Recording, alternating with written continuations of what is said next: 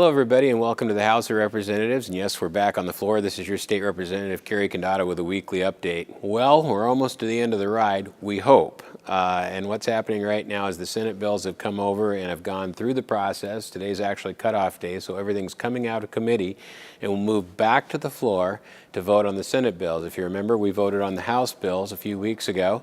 Now we vote on the Senate bills, and of course those two are combined, and we'll hopefully get out of here on time. The big story, of course, this week is the budget. Not only did the Republicans introduce a budget, but so did the House Democrats. So two corners out of the four corners have actually weighed in now.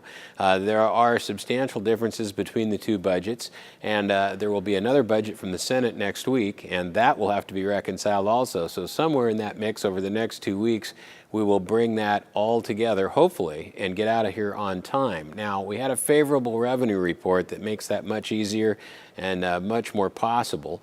Slight increase in revenue itself, but more a lowering of caseloads, which means there's less demand for government services. The combination helped out to the tune of about $380 million, so that really shrunk the gap down.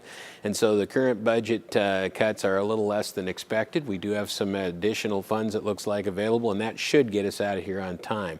The difference primarily between the Republicans and the Democrats in the House budget is the difference between education and social services. The Republicans have introduced what's called Fund Education First, which puts a heavy emphasis on the education side and does a little more reduction on the social services side, but very carefully. It still takes care of the most vulnerable. The developmentally disabled and others are still taken care of here, but some of the eligibility requirements are changed so that only the people that are truly in need get served. We don't really cut anybody off. So that's kind of good. At the same time, we preserve education. On the Democrat side, it's actually more social services and a lot more cuts into the education fund. We think that's questionable because when you reduce education, a lot of times you end up with a need for more social services. So we'll see how that pans out, but the fact that the Republicans put a budget on the table and it had an education first, which is in the Constitution, we think was a very, very important statement to make.